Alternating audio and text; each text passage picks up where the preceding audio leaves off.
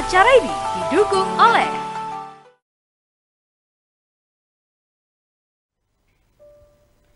dalam gemuruh peradaban modern yang melaju tanpa henti, terbangunlah semangat baru untuk menafsirkan fikih zakat secara kontemporer.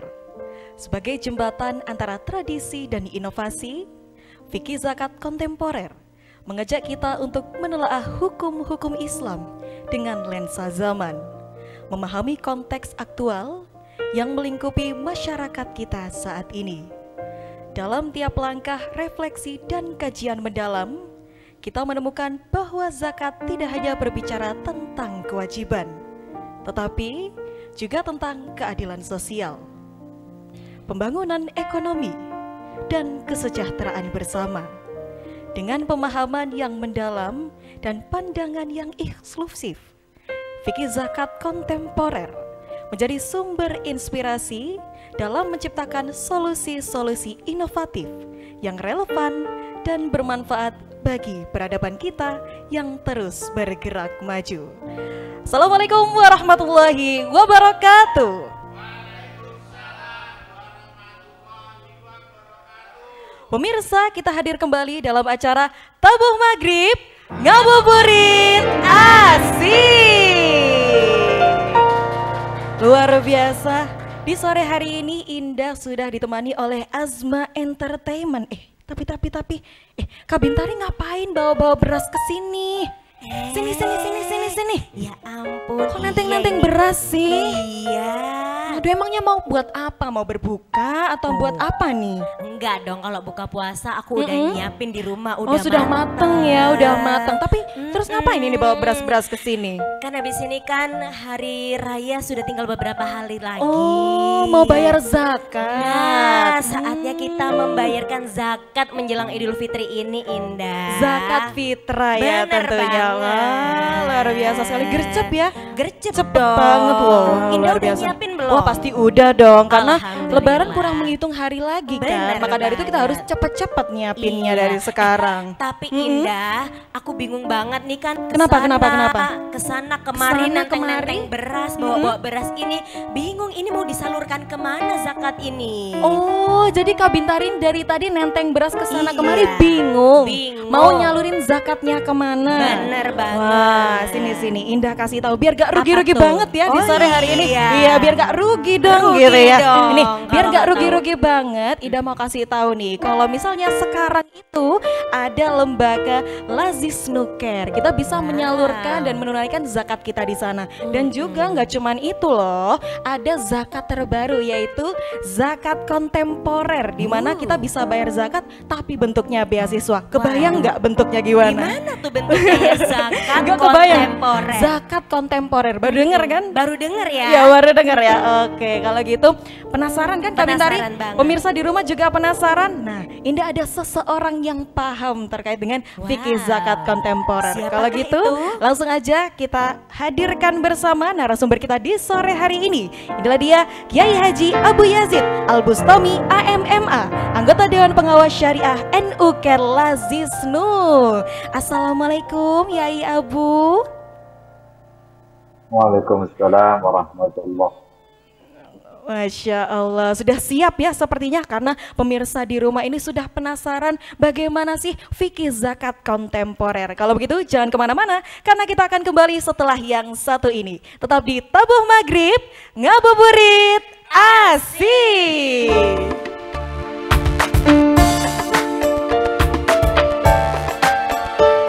Jagalah hati, Jangan kau kotori, jagalah hati, lentera hidup ini. Jagalah hati, jangan kau nodai, jagalah hati, cahaya ilahi. bila hati kian bersih, pikiran pun akan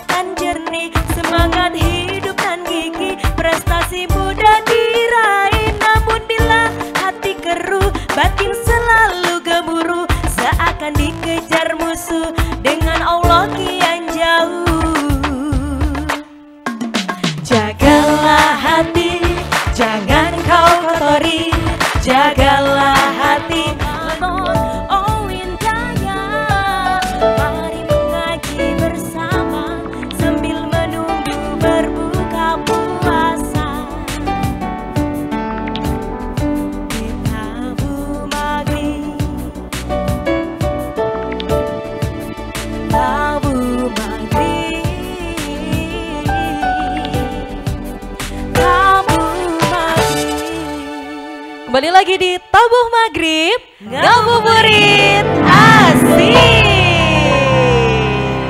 Oke, luar biasa pemirsa, kita masih hadir dalam acara Tabuh Maghrib spesial. Pembahasan di sore hari ini kita akan mengupas bagaimana dengan fikih zakat kontemporer bersama Yai Abu. Oke, kita coba lagi. Assalamualaikum Yai, apakah sudah tersambung suaranya? Oke, sudah tersambung. Nah, sebelum kita melangkah lebih jauh Yai, mungkin bisa diberikan penjelasan ya, pemaparan utama, pengantar utama kepada pemirsa yang ada di rumah ini supaya paham dulu bagaimana dengan zakat kontemporer. Silakan Yai. Terima kasih. Assalamualaikum warahmatullahi wabarakatuh. Waalaikumsalam warahmatullahi wabarakatuh. Ya Mbak, ini untuk sebagai mukadimah perlu saya sampaikan. Jadi sebetulnya kalau kita bicara tentang zakat, itu sebetulnya sudah diformulasikan oleh para ulama mulai zaman dulu, tidak terakumulasi, sudah ada aturan-aturannya.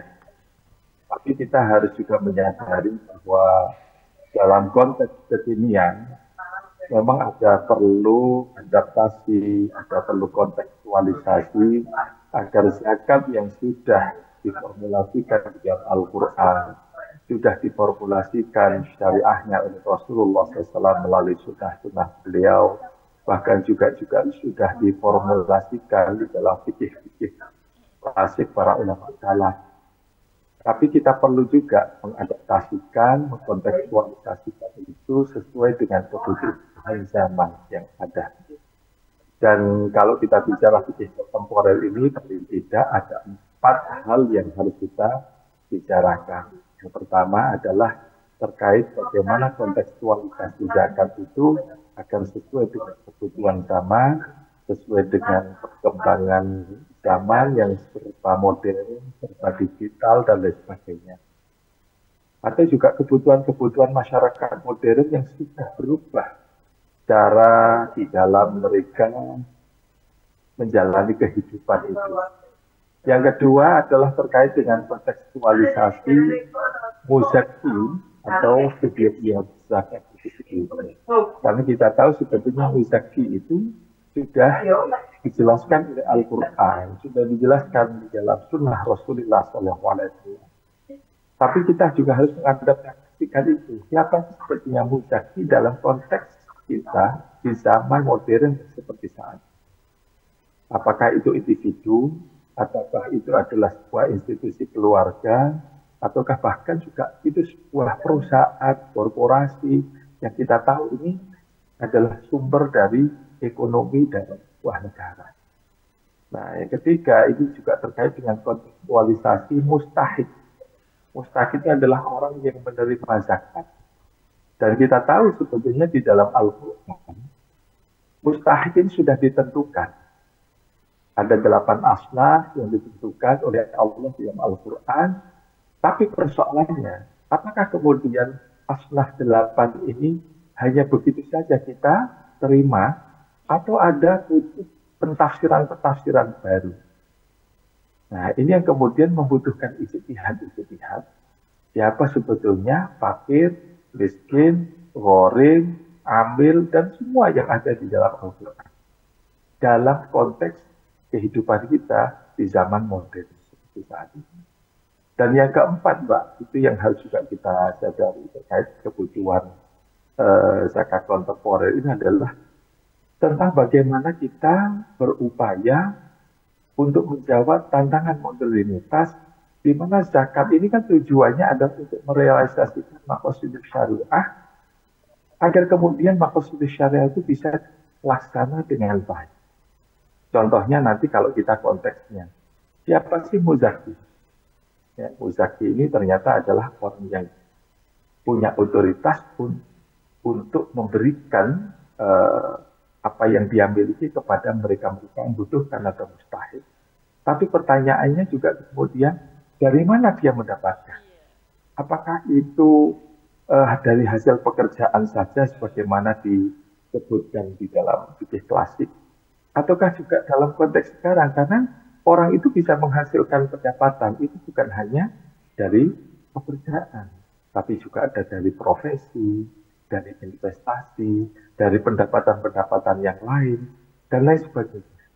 Dan inilah yang sampai saat ini memang Nuker Lazisnu tengah melakukan upaya-upaya agar kemudian zakat ini bisa sesuai dengan kebutuhan dari masyarakat modern, dari kebutuhan zaman yang semakin kontemporer seperti saat ini.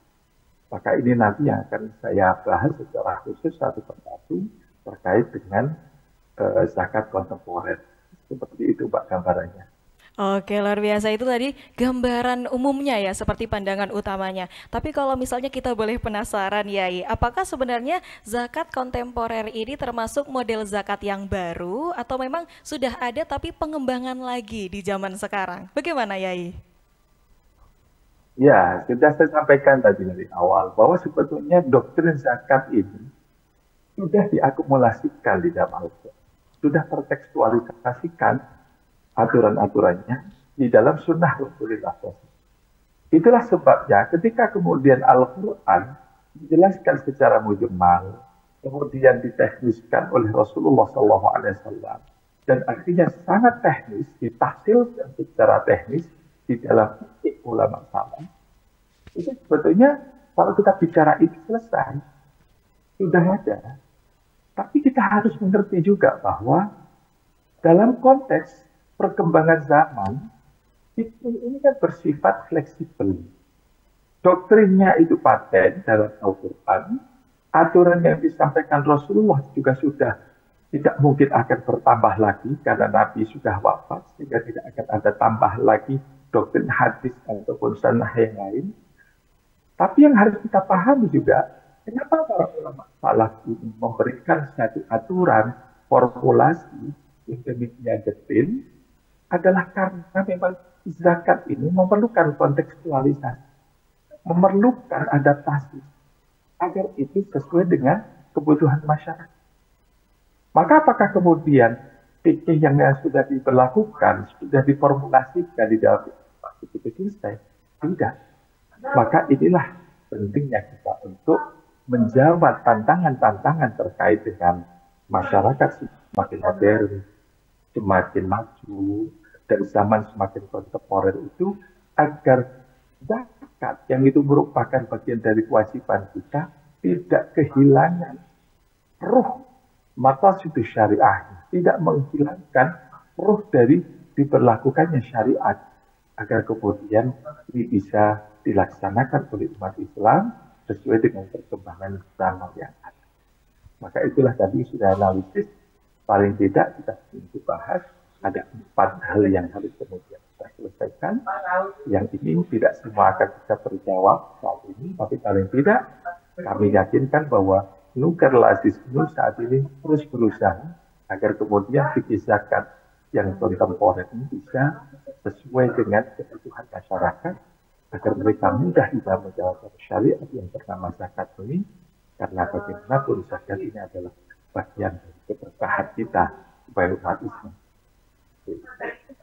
Iya, berarti sejatinya zakat yang kita tunaikan ini untuk menjawab tantangan-tantangan dalam menyejahterakan umat berarti Pak ya? Iya begitu. Oke, tapi kalau misalnya kita boleh penasaran Yai, selama menjelang Lebaran ini sudah hampir mendekati Hari Raya Idul Fitri ini, apakah partisipasi dari masyarakat dalam menunaikan zakat di NU Care Lazisnu ini semakin meningkat atau masih dirasa stabil seperti dari awal sampai terakhir ini atau bagaimana Yai? Untuk menjawab itu, kita ini di NU Care Lazisnu patut bersyukur.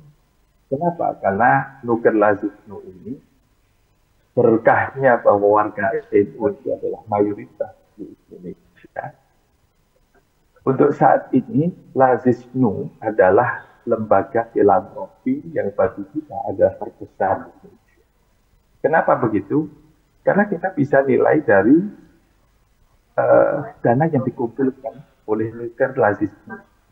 Kenapa? Karena sampai saat ini dalam hasil yang dikelola oleh Nuker Lazisnu ini, dana dalam 1 tahun bisa sampai mencapai 4 triliun. itu berupa zakat, itu berupa juga sodako dan juga infak. Gitu. Jadi kalau kita kalkulasi secara apa namanya detail mungkin, ya adalah lembaga yang sangat besar karena bisa mengelola sedemikian banyak dana, terutama kalau kita bicara zakat, partisipasi warga itu juga semakin alhamdulillah. Ya. Kenapa? Karena nuker lazismu ini instrumennya dari pengurus pusat sampai di ranting itu semuanya berjalan. Bahkan di dalam kita bicara tentang amil syar'i, itu antusiasme warga itu sampai di tingkat ranting. Itu mereka sangat semangat sekali untuk mengumpulkan zakat karena ini adalah bagian kita untuk memudahkan umat. Masya Allah, berarti sudah banyak sekali ya zakat ini memang dibuktikan secara di kehidupan nyata ini memang membantu sekali masyarakat-masyarakat yang bisa kita bilang masih kurang mampu atau mungkin masih perlu disokong oleh zakat. Oke pemirsa, kita masih akan terus membahas terkait dengan fikih zakat kontemporer bersama Yai Abu. Jangan kemana-mana, karena kita akan kembali setelah yang satu ini. Tetap di Tabuh Maghrib, ngabuburit asik. Ya Ramadan, oh indahnya, mari bersama sucikan hati kita. Marhaban ya Ramadan, oh indahnya, mari mengaji bersama sambil menunggu berbuka puasa. Di tabur cinta, kau tahu betapa besar cinta yang ku tanamkan padamu. Mengapa kau memilih untuk berpisah? Masih di Tabuh Maghrib, ngabuburit asik. Oke pemirsa, sebelum kita membahas lebih jauh terkait dengan fikih zakat kontemporer, kita akan saksikan terlebih dahulu video tayangan berikut ini. Dalam era digital dan globalisasi, fikih zakat juga beradaptasi dengan perkembangan teknologi dan cara-cara baru dalam mengumpulkan dan mendistribusikan zakat. Munculnya platform-platform digital dan fintech memudahkan umat dalam menyalurkan zakatnya secara tepat dan transparan. Namun, di balik kemudahan teknologi, fikih zakat kontemporer juga menghadapi berbagai tantangan baru. Salah satunya adalah masalah akuntabilitas dan keamanan dalam pengelolaan dana zakat yang disalurkan melalui platform digital. Selain itu, fikih zakat kontemporer juga menghadapi persoalan dalam menentukan objek zakat di tengah perkembangan ekonomi yang semakin kompleks. Berbagai instrumen keuangan dan aset digital menjadi tantangan baru dalam menentukan nilai zakat yang sesuai. Dalam konteks global, fikih zakat kontemporer juga menyoroti pentingnya kerjasama antar bangsa dalam menangani masalah kemiskinan dan ketimpangan. Zakat tidak mengenal batas-batas negara dan keterlibatan umat Islam dari berbagai belahan dunia. Dalam praktik zakat dapat menjadi sumber kekuatan dalam mengatasi tantangan-tantangan global seperti kemiskinan, kelaparan, dan bencana alam.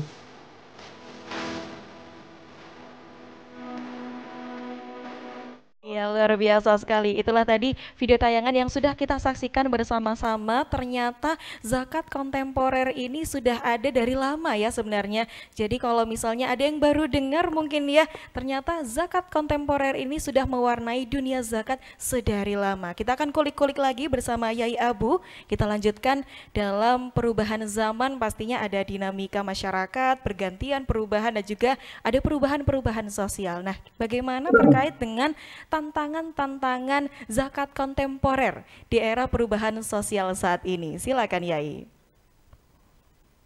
Terima kasih Mbak. Jadi sudah saya sampaikan bahwa fikih yang terkait dengan zakat atau zakat kontemporer ini yang pertama kita bicara tentang bagaimana kontekstualisasi zakat agar sesuai dengan kebutuhan zaman, karena kita tahu sebetulnya bahwa zaman ini akan terus berubah, masyarakat itu terus berubah. Maka itulah sebabnya kita harus melakukan banyak ijtihad agar zakat yang menjadi kewajiban bagi umat Islam ini tidak akan kehilangan roh syariatnya, tetap bisa dilaksanakan oleh masyarakat, oleh umat Islam dengan mudah.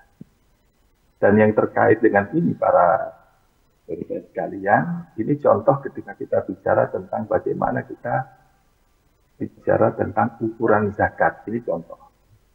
Ukuran zakat fitrah, ini contoh misalnya. Karena kita kan tahu sekarang ini kan, bahwa kebutuhan masyarakat, kalau di dalam klasik itu diterangkan bahwa zakat ini adalah, zakat fitrah ini adalah tujuan untuk tazkiyatun nafs atau membersihkan jiwa. Maka itulah sebabnya kenapa kita bisa mengerti dari sini kalau zakat fitrah itu harus ditunaikan dalam bentuk bahan makanan. Tapi pertanyaannya berikutnya, itu ukurannya bagaimana? Kalau zaman Nabi itu kan makanan pokoknya kurma.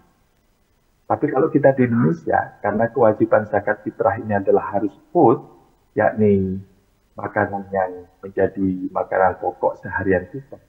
Kita tahu sekarang ini beras semakin mahal, bukan semakin murah. Bahkan cenderung fluktuatif. Ini contoh. Termasuk kalau kita bicara tentang penyebab itu semua. Karena negara kita belum bisa swasembada beras.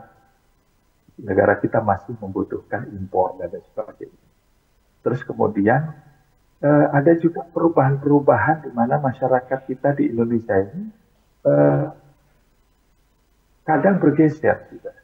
Bergeser dari kita itu mengkonsumsi harian beras sebagai bagian dari hal yang utama, tapi masyarakat modern itu sudah kadang mereka itu mengurangi beras dan lain sebagainya.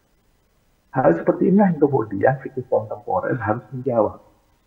Dan untungnya untuk menjawab berapa ukurannya yang harus ditunaikan, ini kan para ulama sudah menjelaskan bahwa itu 1 sok atau 2 lipat dan sebagainya. Pertanyaannya, kalau dikonversi berapa? Dikonversi dalam konteks kekinian.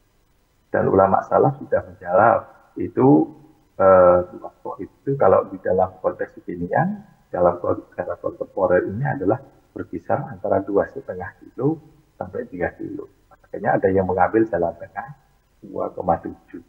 Ada yang kalau bisa nambah jadi 3 kilo. Tapi kita juga akan tetap memperlakukan 2,5 ini adalah kemampuan umum dari masyarakat. Ini contoh tentang bagaimana kita harus melakukan ijtihad terkait dengan ukuran zakat. Yang kedua, kalau kita bicara tentang konversi zakat. Konversinya artinya kita harus melihat bahwa masyarakat modern, masyarakat kontemporer ini kan cenderung tidak mau menimbun beras. Kalau orang dulu itu menimbun beras, makanya mereka itu bisa melakukan zakat kapanpun. Sedekah itu juga biasanya beras. Ater-ater ada tetangga mati, itu ater-ater beras dan lain sebagainya. Tapi sekarang tidak. Atau mungkin gaya hidup orang modern. Orang sekarang kan lebih milih tidak nimbun beras karena senang kuliner, gitu kan? Senang makan itu di luar, atau lebih baik beli online saja ya, seperti itu. Atau mungkin juga mereka ini kalau kita tahu juga lebih tenang punya duit daripada punya beras. Nah, makanya inilah alasannya kemudian menjadi tantangan bagi Lazio. Apakah kemudian zakat fitrah ini harus dalam bentuk beras? Nah, ini makanya kemudian Lazismu jawab bahwa tidak harus berupa beras. Tapi bisa masyarakat itu membayar melalui bentuk uang. Gitu. Nah, ini urusan apakah kemudian nanti teknisnya pakai ikut mazhab Hanafi yang dibolehkan untuk membayar langsung pakai uang, ataukah juga ikut mazhab Syafi'i yang tidak boleh pakai uang, tapi kita bisa siasati bahwa Lazis itu menyiapkan beras sehingga akadnya ketika mereka muzaki membayarkan uang itu akadnya beli untuk membayar zakat. Itu bukan urusan yang penting sebetulnya, karena dalam lazis sudah terjawab dan sudah diselesaikan urusan-urusan seperti itu. Ini Iya, contoh berarti terkait dengan korban. iya, berarti kalau Nah, misalnya kita sudah membayarkan uangnya, kalau misalnya untuk sistem akadnya, kalau kita kan membayar uangnya melalui transfer misalnya, untuk teknis dari akadnya seperti apa, Yai? Boleh dijelaskan lebih detail? nah, itulah yang kemudian akhirnya ketemu pertanyaan. Terus berapa kalau diuangkan? Kan begitu. Pertanyaannya begitu. Makanya lazisnya kemarin eh, menggodok di tingkat kita, termasuk dengan kami di Dewan Syariah. Karena kisaran berlaku itu sekarang fluktuatif ya, antara 18.000, ada yang 19.000, 20.000, bahkan kalau kita itu yang premium di atas itu sampai 20.000, 22.000, 25.000 dan lain sebagainya. Maka kita mengambil yang ikhtiar antara 19,5 sampai 20.000. Makanya kemarin di lazis itu ini paling murah ya istilahnya kalau dibayarkan dengan uang. Itu yakni 48.500 atau 49.000 seperti itu. Ini konversi. Meskipun di lembaga filantropi yang lain ada yang lebih mahal lagi, ada yang 50.000, ada yang 52.000. Jadi memang ini tantangan-tantangan kontemporer karena terkait dengan konversi zakat fitrah. Termasuk yang ketiga, Pak, adalah bagaimana nanti cara tasarruf. Jadi ketika muzak itu membayarkan, apakah boleh dengan transfer atau apa? Ini makanya kita bersyukur karena di lazisno ini sudah memudahkan kepada para muzaki untuk bisa membayar melalui uang. Jadi kalau diakadkan langsung bisa ditransfer, nanti itu akan ditasorofkan oleh lazisno, nanti akan beras seperti itu kepada para mustahik. Iya, Seperti itu ya. iya, berbicara terkait dengan tantangan. Ada satu lagi tantangannya, Yai, mungkin ini dalam investasi modern seperti saham, obligasi dan lain-lain. Kalau misalnya ada orang yang mempunyai saham, obligasi dan lain-lain itu, apakah ada perhitungan zakat tersendiri atau mungkin bagaimana untuk fikihnya? Ya, kalau membayar zakat itu terkait dengan teknis tadi sudah saya terangkan ya. Tapi kalau pertanyaannya terkait sebetulnya bagaimana kontekstualisasi zakat mal, ini sebetulnya ini yang dalam pembahasan tadi saya sampaikan, ini terkait dengan tantangan modernitas agar zakat bisa merealisasikan maksud syariah tadi.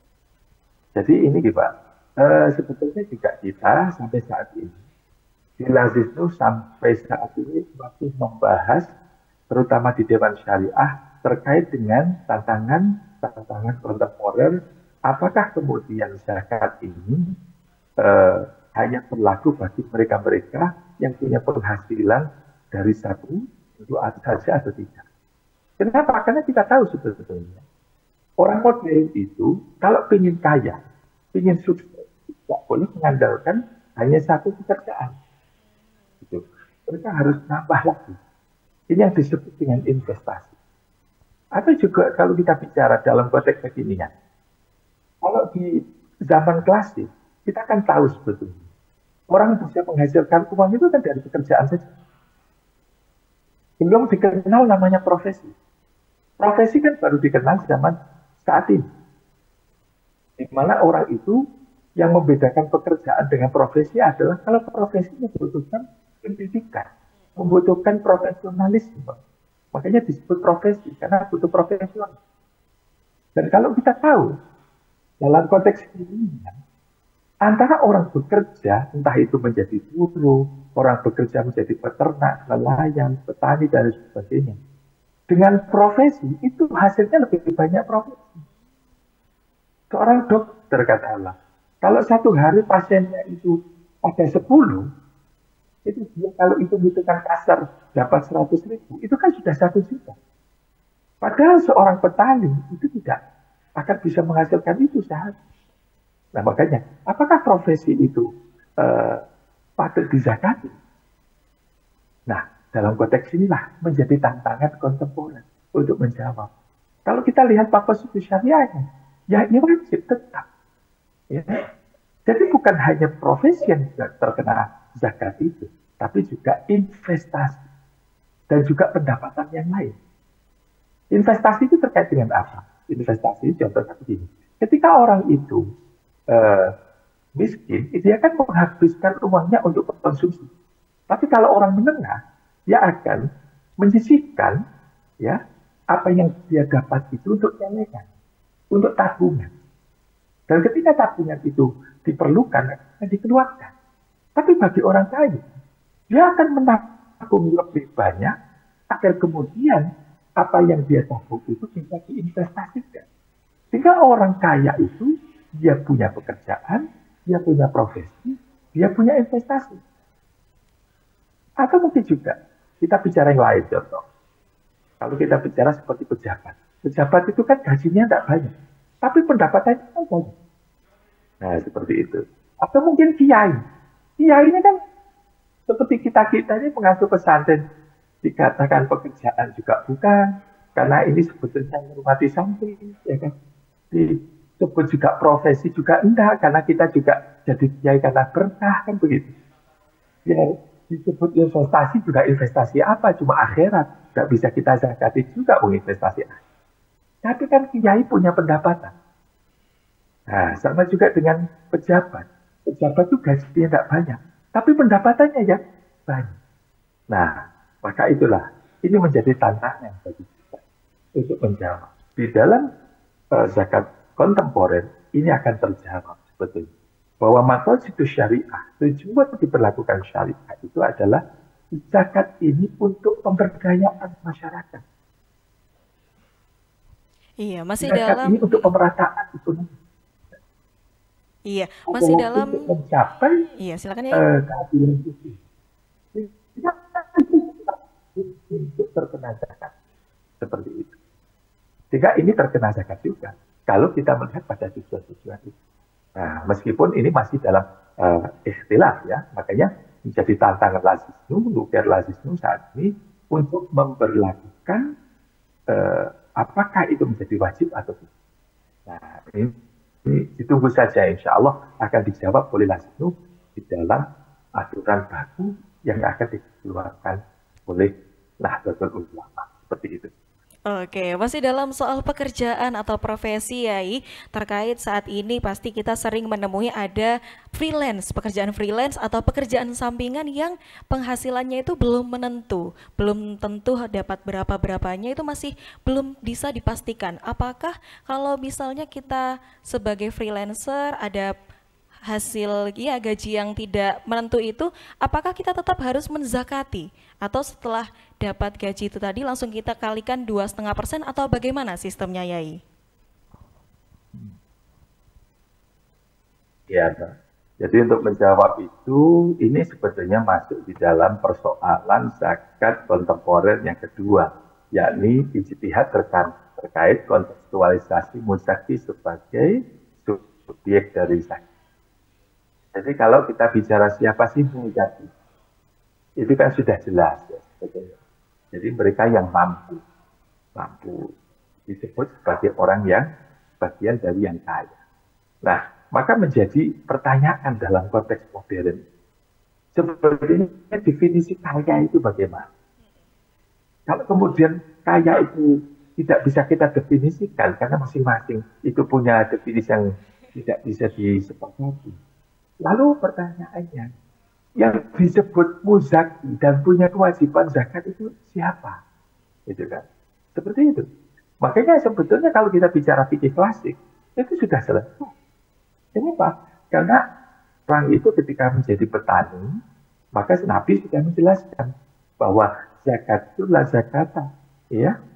Bagi orang-orang yang tidak zakat ini tidak wajib bagi petani yang kurang hasilnya dari 5 sak. Seperti itu. Pertanyaannya 5 sak berapa kan begitu pertanyaan. Atau pedagang. Atau juga yang lain. Jadi yang dibicarakan oleh fikih klasik itu hanya terkait dengan pekerjaan. Nah, maka menjadi tantangan bagi kita ketika menjawab zaman kontemporer ini. Ternyata ada orang yang punya profesi, ada yang punya orang yang punya investasi. Termasuk yang tadi dikatakan atau dipertanyakan tadi ya adalah terkait influencer. Bagaimana? Ya, seperti itu. Maka untuk menjawab ini, makanya ada namanya zakat pendapatan. Zakat pendapatan ini tidak dihasilkan dari pekerjaan, tidak dihasilkan dari profesi, karena profesi butuh profesionalitas. Kalau pekerjaan itu membutuhkan rutinitas, tapi juga bukan disebut investasi, karena ini bukan investasi. Makanya ini disebut apa? Pendapatan. Nah, pendapatan ini, apakah terkena wajib? Ya, iya, jelas. Tapi kalau sudah mencapai pada nisab. Kenapa? Karena kita bicara zakat, entah itu zakat fitrah atau zakat mal, ada nisab. Ya. Terutama zakat mal ini ada nisab. Nisab itu ukuran minimal di mana seseorang itu wajib dan terkena kewajiban untuk berzakat. Iya, mohon izin Yai, kita cukupkan terlebih dahulu. Iya, mohon izin, kita cukupkan terlebih dahulu. Buat pemirsa yang penasaran, kita akan kembali setelah yang satu ini. Tetap di Tabuh Maghrib, ngabuburit asik. Marhaban ya Ramadan, oh indahnya. Mari bersama sucikan hati kita. Marhaban ya Ramadan, oh indahnya. Mari mengaji bersama sambil menunggu berbuka puasa.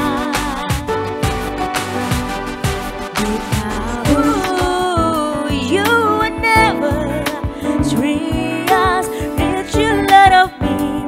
And I'll tell you once again, everybody knew you were lying. Everybody knew you're a player. Everybody knew you would never treat us if you never think. And I'll tell you once again, baby. Tabuh Maghrib, ngabuburit asik. Ya pemirsa, masih dalam pembahasan fikih zakat kontemporer. Tadi sudah kita sempat singgung ya Yai terkait dengan nisab. Nah mungkin bisa dilanjutkan kembali untuk penjelasan dari nisabnya. Silakan Yai. Terima kasih Mbak. Jadi melanjutkan tadi bahwa memang ada di dalam syariah bahwa zakat ini akan diwajibkan bagi muzaki kalau sudah mencapai pada nisab. Nisab ini adalah batas minimal seseorang itu disebut muzaki. Dan itu punya kewajiban untuk berzakat. Dan nisab ini ada ketentuan yang lain, harus akumulasi yang disebut dengan haul. Ya. Kalau itu dihitung dalam satu tahun. Maka dalam konteks inilah kita harus kemudian bisa menjawab terkait dengan bagaimana orang ketika memiliki pendapatan di dalam konteks zaman modern saat ini. Kenapa? Karena kita kalau dalam klasik itu kan orang menghasilkan barang. Jadi makanya dulu itu Nabi mengatakan, contoh ketika menjadi arba'in syatun, orang ketika menjadi peternak ada 40 ekor, ya di luar lagi. Kalau ada penghasilan dari pertanian dapat 5 sak, gitu, kemudian akhirnya dikeluarkan 5%-nya. Gitu. Tapi itu kan pekerjaan. Tapi kita harus mengerti di zaman modern ini pekerjaan apapun itu tidak menghasilkan barang, tapi untuk menghasilkan uang. Sehingga itu lalasnya seseorang disebut kaya atau tidak, kalau dia memiliki kekayaan. Kekayaan itu dihitung uang. Nah, makanya ketika bicara tentang orang itu punya pekerjaan, orang punya profesi, orang punya investasi, dan pendapatan-pendapatan yang lain seperti yang disebutkan contohnya tadi ada seorang influencer atau pekerja freelance, itu semua hitungannya adalah pendapatan, uang. Nah, maka untuk menjawab ini, di Nukerlasisnu dan para dewan pengarah syariah ini masih menggodok sebetulnya bagaimana nanti kalau kita menghitung nisab. Dan Ini mungkin sebagai wacana saja, sebetulnya meskipun belum ada keputusan, tapi paling tidak kita kalau bicara uang di zaman modern itu sebetulnya kita bicara ada agunan uang yang ada di negara, yakni ini. Seperti itu. Pada sisi lain juga kalau kita tahu juga kekayaan negara itu kan hitungannya dengan uang, dan itu bisa konversikan dengan emas. Kenapa? Karena emas ini adalah komoditas yang paling stabil di dunia. Yang kedua, emas ini adalah komoditas yang menjadi ukuran sebuah negara itu dikatakan kaya atau tidak. Atau mungkin juga kalau kita bicara juga zakat perdagangan. Perdagangan itu kan juga dihitung, dikonversikan seperti ini. Seperti investasi. Dan perdagangan itu ketika dihitung hasilnya, akhirnya kemudian dikumpulkan menjadi kekayaan, itu bisa menjadi investasi juga.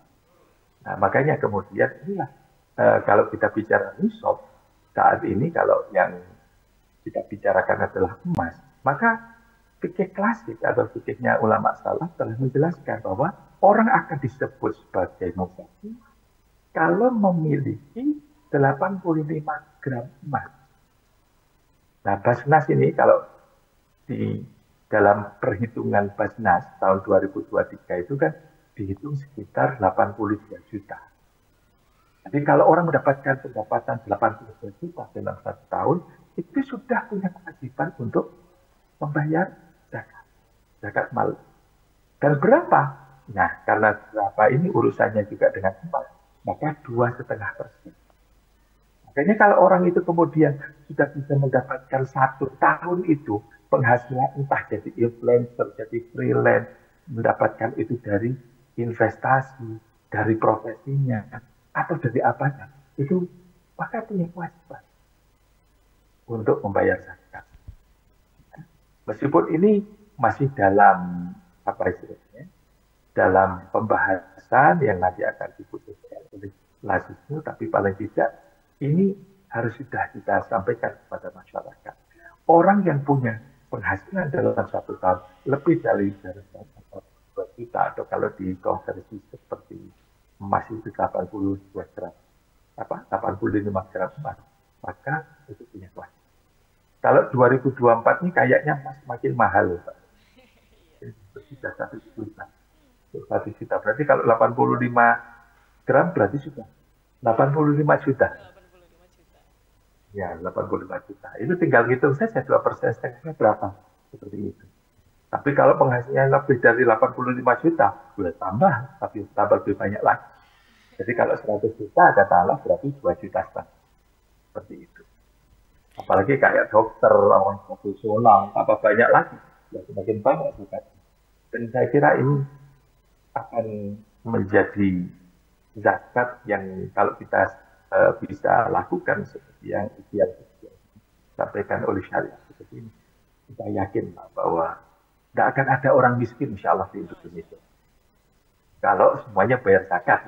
Kalau semuanya bayar zakat ya, apalagi kalau dilebih-lebihkan ya.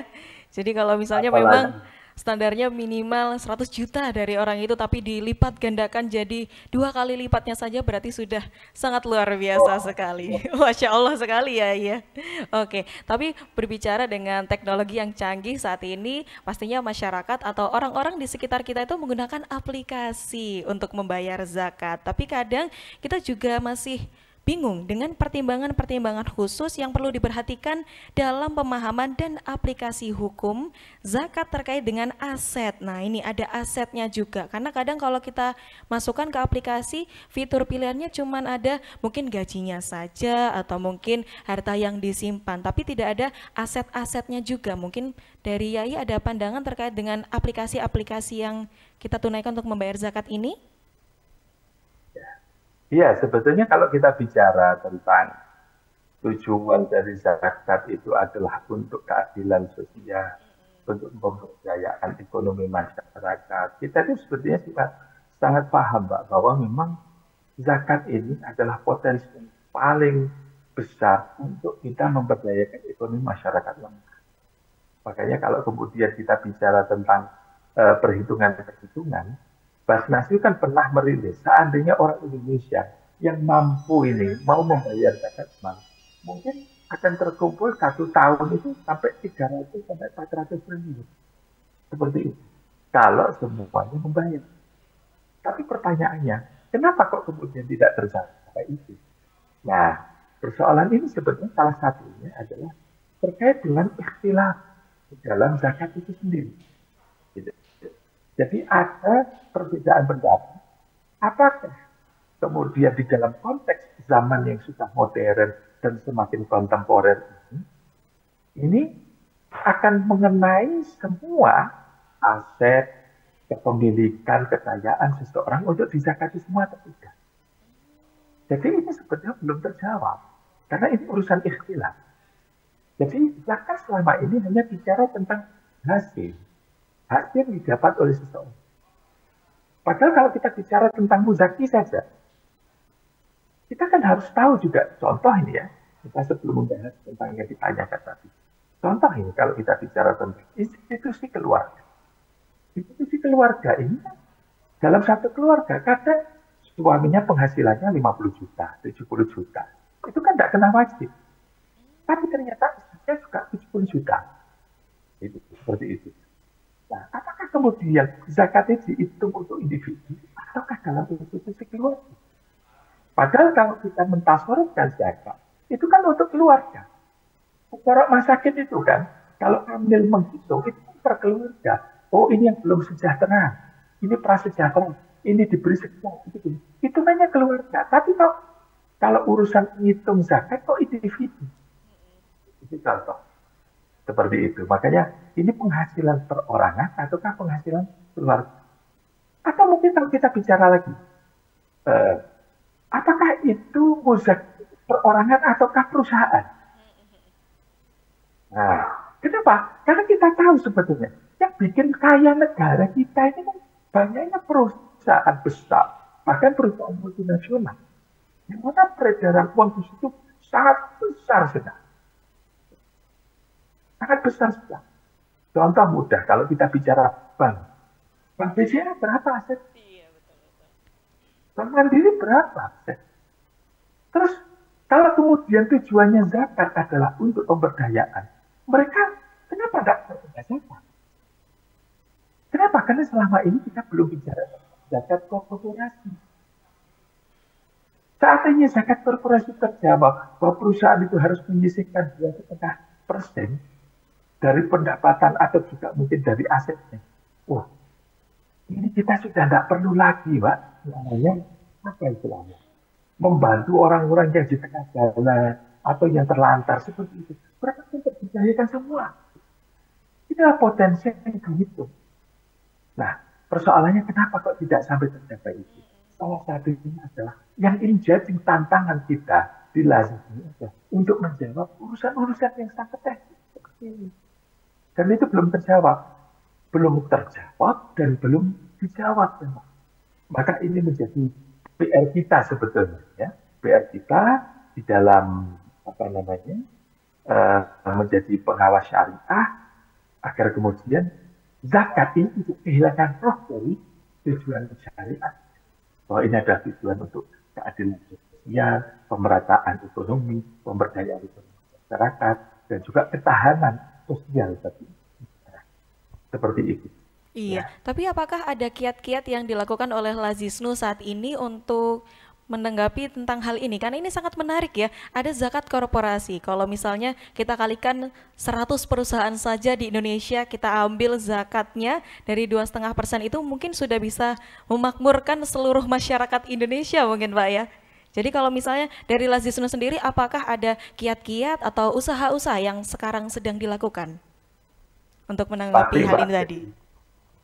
Jadi pasti, jadi Lazisnu sampai saat ini memang dalam urusan terkait dengan hal-hal yang ikhtilafat atau mukhtalafat ini belum bisa menjawab dan belum ada formulasi atau otoritas yang bisa menjelaskan tentang ini.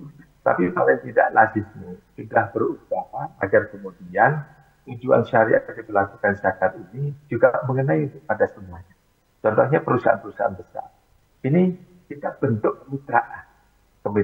Kenapa? Karena ada aturan dari pemerintah kan bahwa perusahaan itu harus menyisihkan 3% sebagai CSR ya, corporate responsibilities, social responsibilities. Jadi ada tanggung jawab sosial yang harus diemban oleh sebuah perusahaan untuk lingkungannya. Makanya Lazisnu berusaha untuk melakukan upaya kerjasama dengan perusahaan-perusahaan besar itu dalam bentuk kemitraan agar dana itu bisa tersalurkan kepada mereka-mereka yang butuhkan. Seperti itu. Mereka-mereka yang membutuhkan ini agar betul-betul perusahaan itu tidak sekedar hanya mencari keuntungan saja, tapi juga mereka ini punya kepedulian terhadap itu. Dan ini sudah mencapai banyak kemitraan yang dilakukan oleh Lazisnu sampai saat ini. Ya. Iya, berarti ada yang namanya zakat korporasi, tapi mungkin saat ini masih diusahakan mungkin ya, supaya nantinya perusahaan-perusahaan yang ada di Indonesia, terutama yang dimiliki oleh orang-orang yang Islam, terutama NU, bisa menyumbangkan sebagian atau 2,5% dari hasil perusahaannya. Luar biasa sekali. Nah, mungkin kita kembali lagi di Lazisnu Care, kira-kira pengembangan atau sektor-sektor pengembangan apa saja yang saat ini sedang difokuskan dari zakat-zakat yang sudah masuk kepada Lazisnu? Ataukah fokus di pendidikan, di kesehatan, atau bagaimana? Apalagi selama bulan Ramadan ini. Atau mungkin ada yang khusus, Pak? Program khusus selama bulan Ramadan ini? Ya, jadi kalau kita bicara tentang tahor, jadi zakat, sedekah, dan infak, Mbak. Di Lazisnu ini kita punya program pemberdayaan itu yang ada 5. Ada pendidikan, ya, ada terkait dengan apa namanya, juga penghijauan, pemberdayaan ekonomi dan lain sebagainya. Semuanya ada di dalam Lazisnu. Makanya ketika kita bicara tentang bagaimana program-program itu dilaksanakan oleh Lazisnu ini berusaha sebetulnya bersikap dan bersifat fleksibel. Tidak kaku bahwa program itu hanya itu saja. Tidak. Jadi artinya kita itu membuka kemungkinan.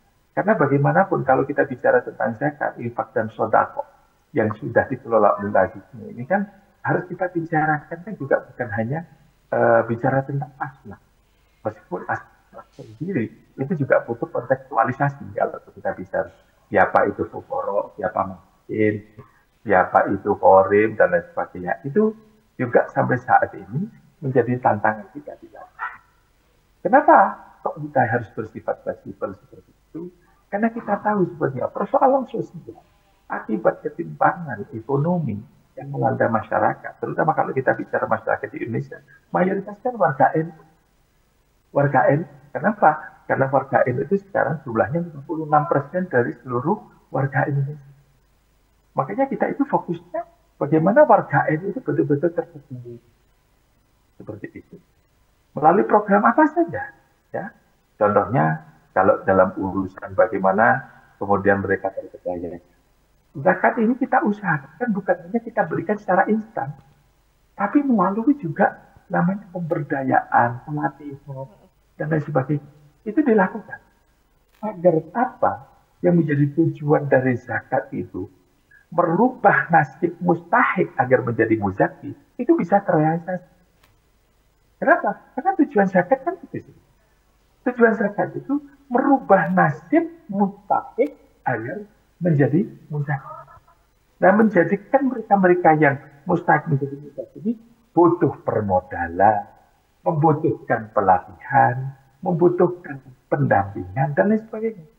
Iya, betul sekali. Yai, kita cukupkan terlebih dahulu. Tentunya pembahasan di sore ini kita masih akan mengupas terkait dengan fikih zakat kontemporer. Kita akan kembali setelah yang berikut ini. Tetap di Tabuh Maghrib, ngabuburit asik.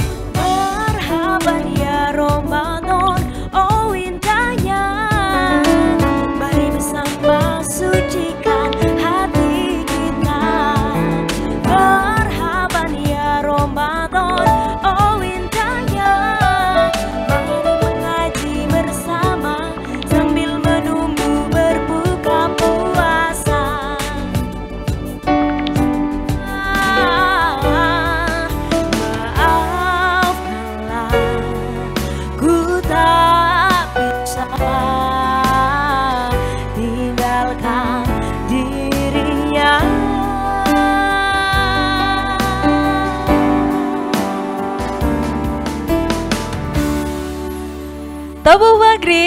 Ngabuburit Asik.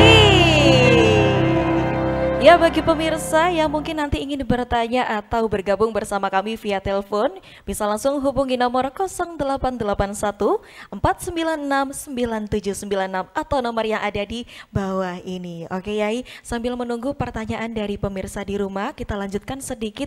Tadi kita sudah membahas terkait dengan program dari Lazis Nuker. Tapi apakah zakat kontemporer yang diterima oleh Lazis Nuker ini memiliki pengelolaan khusus? Atau memang tetap disatukan saja dengan pengelolaan zakat yang lainnya? Silakan Yai. Oke, terima kasih Mbak. Jadi kalau kita di dalam persoalan zakat ini kan ada aturan baku dan zakat.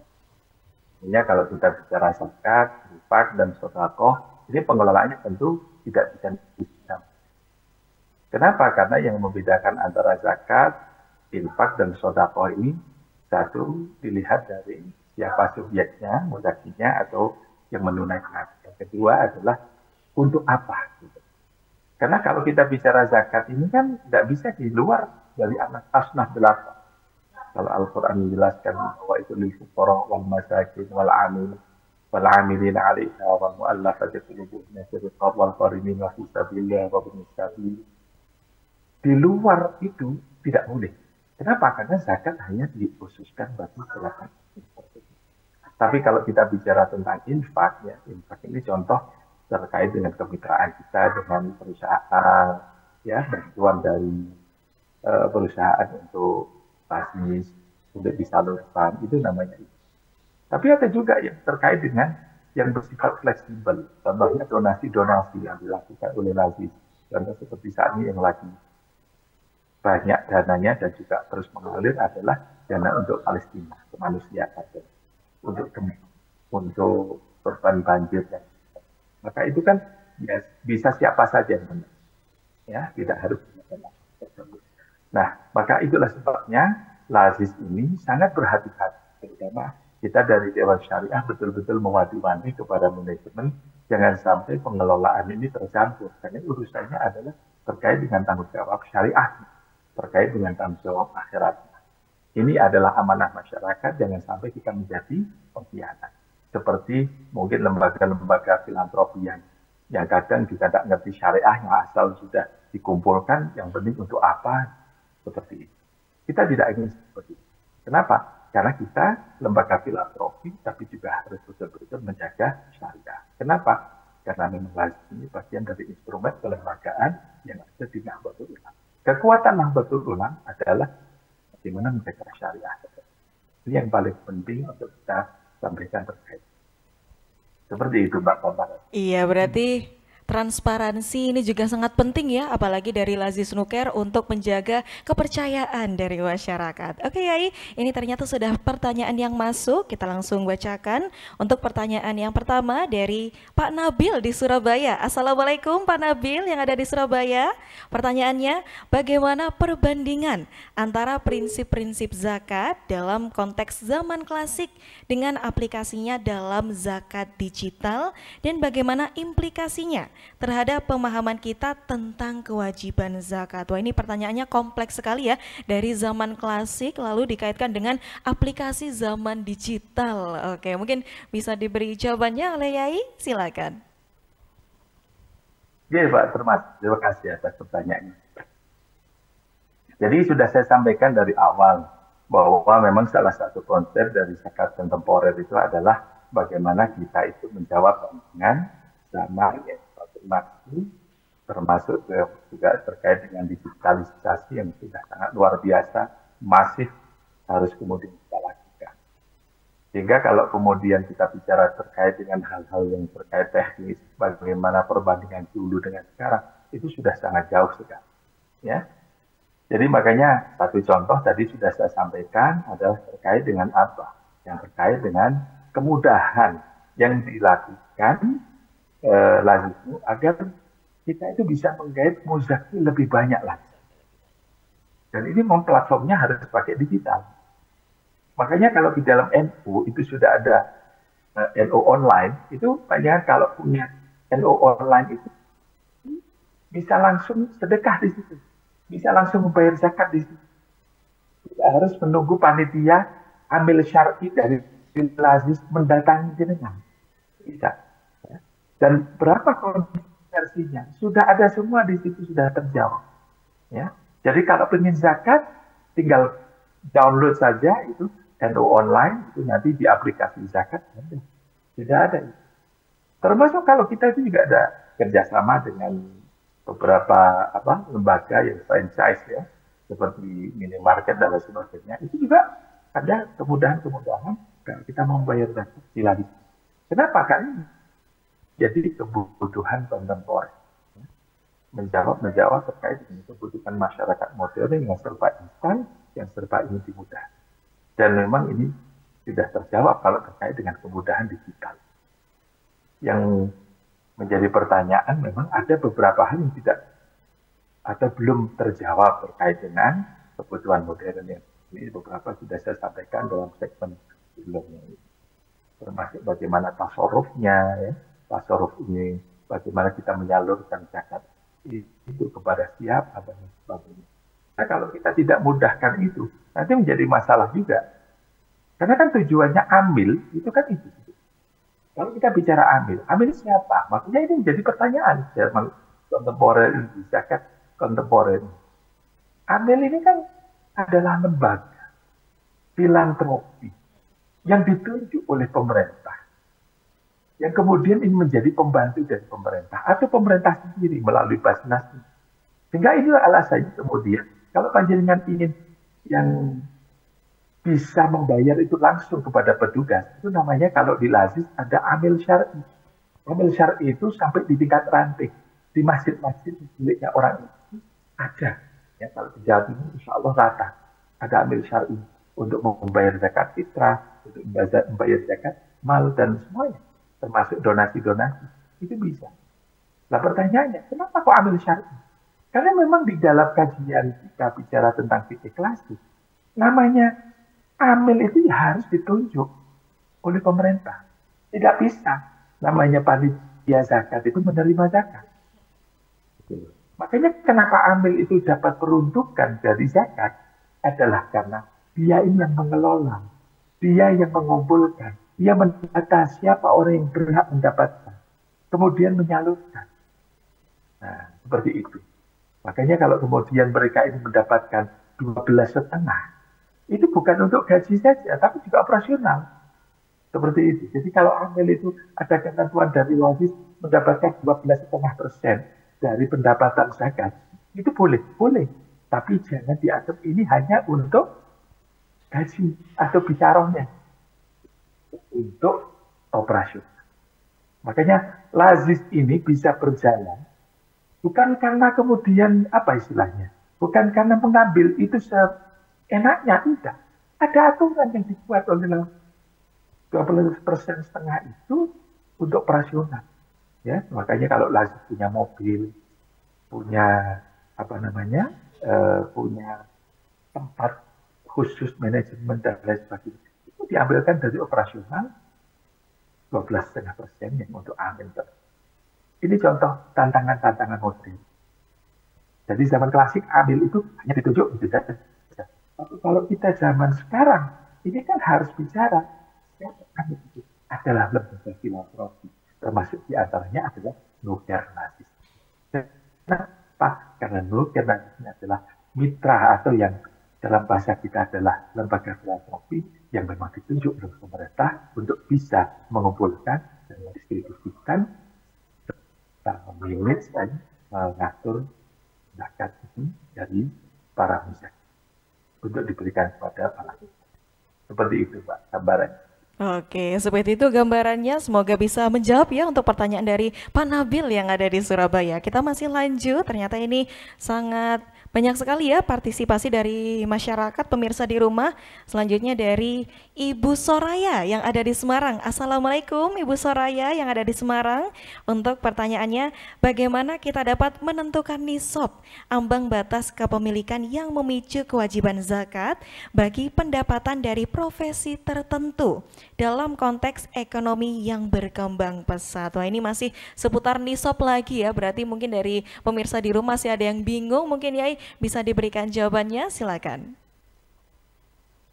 Ya, jadi tadi sudah kita terangkan. Jadi memang namanya zakat ini adalah kewajiban yang harus ditunaikan seorang muslim. Ya, nah walaupun mungkin kalau kita bicara fikih klasik itu adalah pendapatan pribadi, ya, tapi kita mengharapkan dari masyarakat. Karena memang perkembangan zaman ini kan orang itu tidak hanya satu, ya, penghasilannya. Kadang suaminya bekerja, istrinya juga bekerja, dan bekerja bersama, gitu kan. Atau mungkin juga panjenengan punya perusahaan, ya, seperti CV, PT, dan lain sebagainya. Itu juga, walaupun mungkin kalau kita bicara fikih klasik itu tidak ada ketentuan untuk zakat, tapi demi meraih pada tujuan keberkahan, ya, tolonglah disisihkan. Kenapa? Karena zakat terkait dengan zakat profesi, zakat pekerjaan, ataupun juga zakat investasi dan pendapatan yang lain. Ini kan ikut juga terkait dengan zakat perdagangan. Kiaskan yang paling mudah memang kiaskan dengan zakat perdagangan, di mana zakat perdagangan itu hitungannya adalah seperti kepemilikan emas. Karena kita bicara pendapatan, ini adalah emas. Makanya tadi sudah saya sampaikan bahwa ukuran nisab kepemilikan uang atau emas ini kalau dikonversi adalah 85 gram. Makanya kalau panjenengan katakanlah memiliki minimal 82 juta dalam 1 tahun yang dihasilkan, lagi ini dihasilkan bersama suami istri, ya, karena ini juga pendapatan bersama, dan kemudian akhirnya dihitung kok lebih dari 82 atau minimal 85, itu nanti sudah dihitung zakat. Nah, zakatnya bagaimana cara ngitungnya? Tinggal dihitung berapa pendapatan selama 1 tahun itu haulnya. Kalau lebih daripada 85 juta maka dihitung 2,5. Jadi kalau dapatnya 1 tahun 100 juta ya 2,5 juta. Kalau 200 juta berarti ya 5 juta. Kalau 400 juta berarti 10 juta. Seperti itu saja. Dan itu saya kira syariah itu sangat berkeadilan. Dan itu sangat berkeadilan. Kenapa? Karena tidak banyak. Hitungannya kalau kita itu hitung sedikitnya 1 juta berarti 25.000. Sedikit sekali. 100 juta itu cuma 2,5 juta. Nah, itu kecil sekali. Tapi ini bisa memberikan efek pahala, memberikan efek keberkahan pada rezeki kita, untuk membersihkan jiwa dan juga harta kita. Seperti itu. Nah, termasuk ini kita juga menggalakkan. Kalau panjenengan punya perusahaan, nah itu usaha apapun ya, tidak dihitung asetnya berapa, gitu ya. Kalau sudah lebih daripada yang ukuran tadi, ya sudah dihitung saja. Insya Allah tambah berkah. Kenapa? Karena prinsipnya Al-Quran, alladzina yunfiquna fis-sarra'i wad-dharra'i. Orang yang terbaik di hadapan Allah itu adalah orang yang mau memberikan infak, memberikan zakat, menghitung sedekah, baik dalam kondisi dia kaya atau tidak kaya, seperti itu. Baik dia dalam kondisi punya pendapatan yang tetap dan besar, atau mungkin tidak pendapatan tetap dan juga tidak besar. Seperti itu gambarannya. Kenapa? Karena itu menambah rezeki kita, tambah barokah, dan insya Allah akan ditambah-tambah oleh Allah. Seperti itu. Masya Allah, barakallah, luar biasa. Berarti kalau kita memang menyisihkan sebagian dari harta kita, tidak sebagian ya, tapi hanya 2,5% saja kewajiban yang kita tunaikan, insya Allah Allah tambah lagi rezekinya. Amin, amin ya rabbal alamin. Kiai, ternyata ini masih ada pertanyaan dari pemirsa di rumah. Izin saya bacakan lagi. Ini dari Pak Idam di Jakarta. Assalamualaikum Pak Idam di Jakarta. Untuk pertanyaannya, sejauh mana aspek etika dan keadilan tercermin dalam penerapan zakat saham, terutama dalam menghadapi kompleksitas, terus struktur kepemilikan saham dan kepentingan ekonomi modern. Ini sangat-sangat kompleks sekali ya, sampai kita jadi ikut bingung ya membacanya. Ternyata ada kepemilikan saham. Ini tadi sempat kita lupakan sedikit terkait dengan kehidupan masyarakat modern. Nah, kira-kira bagaimana terkait dengan aspek etika dan keadilannya? Nah ini, silakan Yai. Terima kasih Mbak. Ini juga sebenarnya tadi kita sudah bicarakan ya. Jadi ingat bahwa meskipun di zaman klasik, di zaman salaf, para ulama itu hanya mengatur terkait dengan zakat pekerjaan. Ya, Tapi kita harus mengerti juga bahwa zakat ini sekali lagi tujuannya adalah untuk keadilan sosial, untuk pemerataan ekonomi, untuk pemberdayaan kepada masyarakat, agar terjadi ketahanan pangan, ketahanan sosial, ketahanan ekonomi. Kenapa? Karena efek ketimpangan ekonomi itu kan terjadi hal-hal yang tidak kita inginkan. Kriminalitas itu terjadi karena itu. Maka Islam menjawab itu melalui zakat.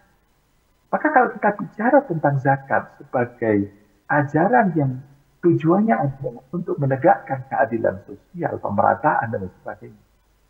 Logikanya, ya, logika syariahnya, tujuan syariat itu bukan hanya pekerjaan yang terkena zakat, tapi juga profesi. Ya.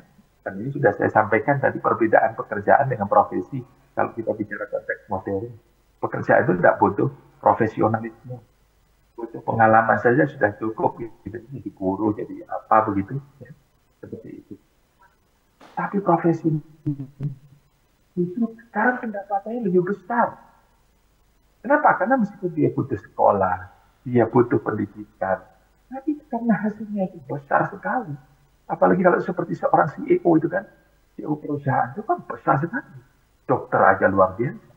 Makanya kalau kemudian itu tidak diatur sehingga mereka tidak berzakat, kan akhirnya apa? Kehilangan ruh namanya zakat. Nah, termasuk yang ditanyakan terkait dengan investasi. Orang itu kan di zaman modern, agar kemudian dia itu punya ketahanan ekonomi di dalam keluarganya, dia kan harus menabung. Dia itu harus mengumpulkan uang. Ketika uang itu dikumpulkan, maka biar kemudian bisa berkembang, maka dilakukan namanya investasi. Investasi sekarang itu banyak sekali segmentasinya. Seperti apa? Obligasi, menanam saham di perusahaan, atau mungkin juga kita tahu juga di pasar uang, atau mungkin di platform namanya aplikasi, ya, seperti aplikasi besar itu kan bisa menjadi dekakorn, unicorn, dan lain sebagainya, karena investasi dari banyak orang. Dan itu hasil yang besar sekali. Bahkan kadang kita tahu juga orang terkaya di dunia ini, salah satunya Warren Buffett itu kayanya karena dia investasi, dia bermain jadi piala, gitu. Makanya kalau kita kemudian tidak mengenai zakat kepada mereka, ruhnya syariah ini akan menjadi hilang, tidak bisa. Maka itulah alasannya kemudian sudah kami sampaikan. Ya. Walaupun ini Lazisnu masih dalam proses untuk menggodok itu agar kemudian menjadi keputusan, ya, karena NU ini berusaha untuk menjadi lembaga yang punya otoritas untuk memberlakukan satu aturan dan sebagainya, otoritas keagamaan atau hukumah diana ini, ya, hukumah otoritas keagamaan.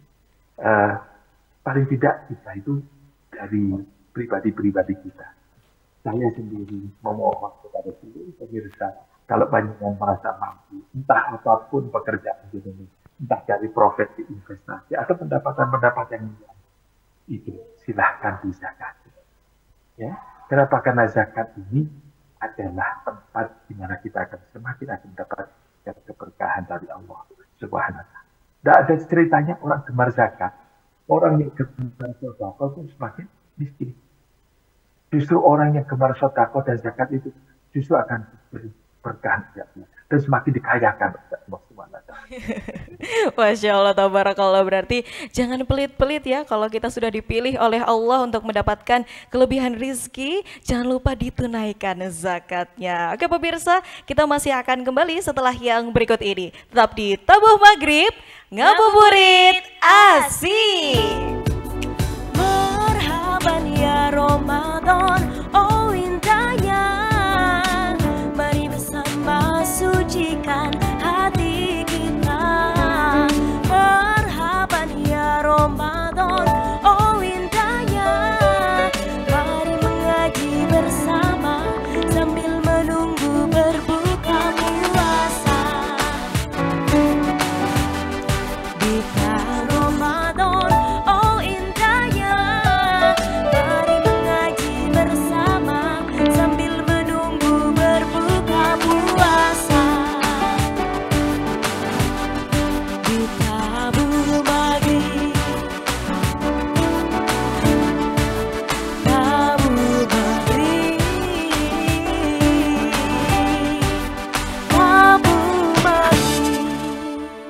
masih di Tabung Maghrib ngabuburit asik. Wah, luar biasa. Tidak terasa Yai, kita sudah ada di penghujung acara. Mungkin dari Yai Abu bisa memberikan pesan-pesan dan juga motivasi kepada pemirsa di rumah supaya semangat berpartisipasi dalam menunaikan zakat. Silahkan Yai. Terima kasih Pak, saya juga terima kasih atas perhatian semua. Jadi kami akan menyimpulkan inti dari zakat kontemporer itu sebetulnya bukan kok kemudian kita membuat formulasi baru tentang zakat, tidak. Tapi kita harus mengerti bahwa zakat yang sudah didoktrinkan oleh Allah di dalam Al-Quran, sudah diatur syariahnya di dalam sunnah Rasulullah SAW, dan juga sudah diformulasikan bahkan sampai pada aspek teknis di dalam fikih para ulama salaf. Ini memang memerlukan ijtihad baru terkait dengan kebutuhan masyarakat yang semakin modern ini membutuhkan adaptasi dan kontekstualisasi. Adaptasi dan kontekstualisasi ini meliputi bagaimana kemudian kita itu bisa menjawab tantangan zaman terkait teknis, bagaimana di era digital seperti saat ini, bagaimana kita cara melakukan zakat itu agar menjadi lebih mudah, termasuk bagaimana nanti kita mendistribusikan zakat itu agar kemudian tepat sasaran, dan juga hal-hal yang lain.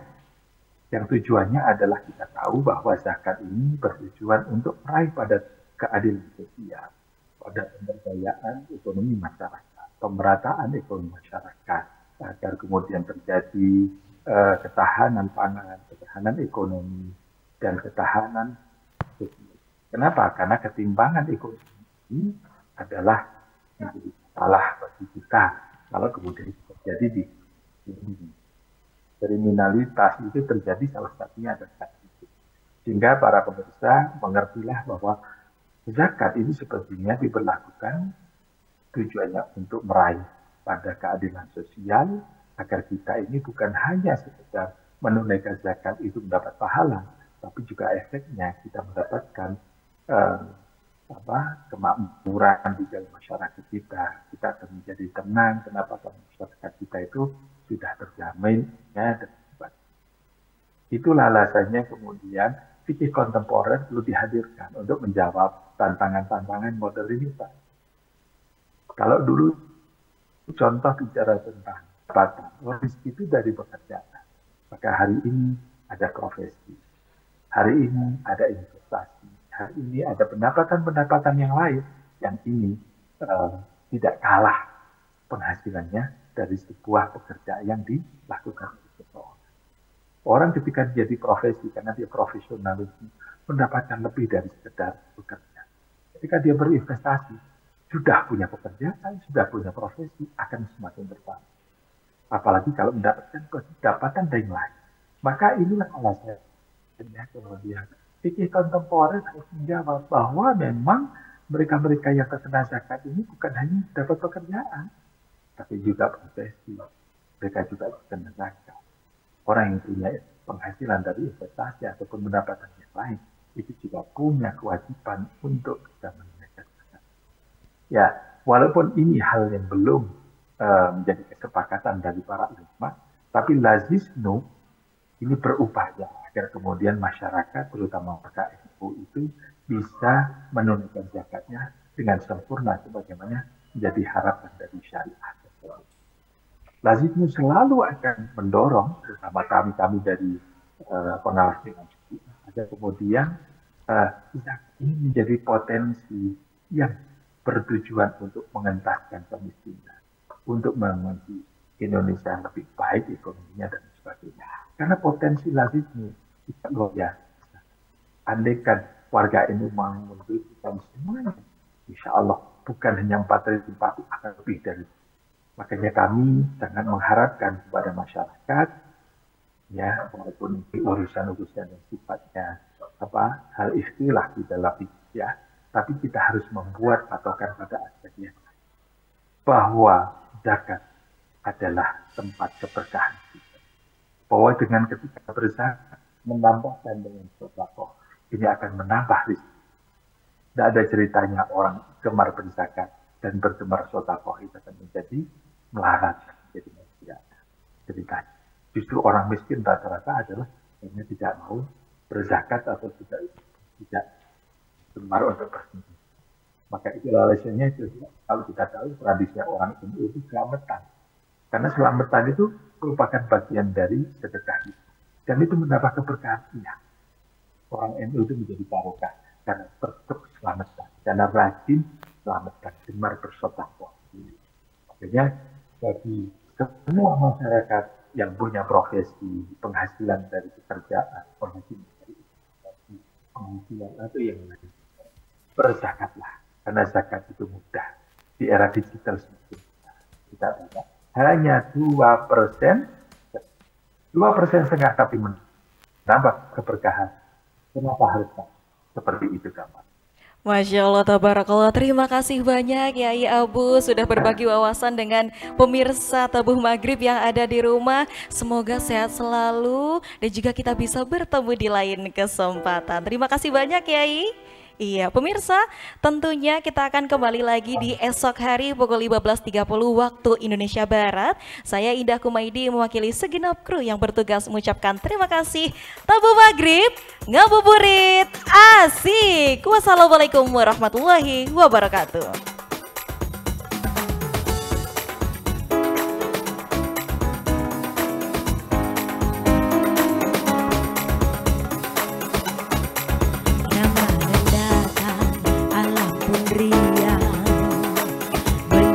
Bulan yang berkah, umat berdendang, kumandang azan, bertanda hati yang senang.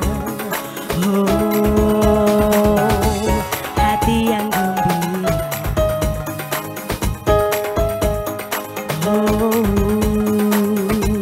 penuh sukacita, tarawih dan tadarus, bersujud di tengah malam, berzikir dan berdoa, menyebut asmamu Allah, dan tak lupa berzakat, sempurnakan kewajiban, mensucikan jiwa.